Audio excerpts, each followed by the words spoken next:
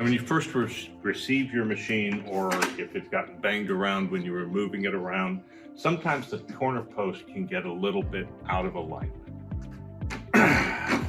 What that'll result in is that the head can get difficult to crank, hard to crank up and down.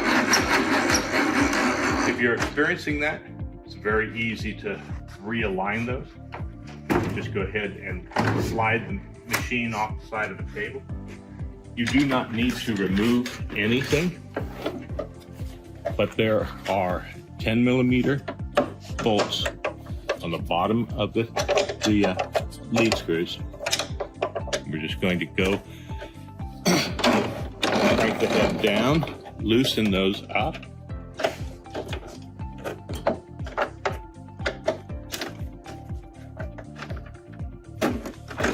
Just wiggle the head back and forth. Crank her all the way down. You just kind of want to let those go free so that they're lining up straight again. And then just tighten them back up.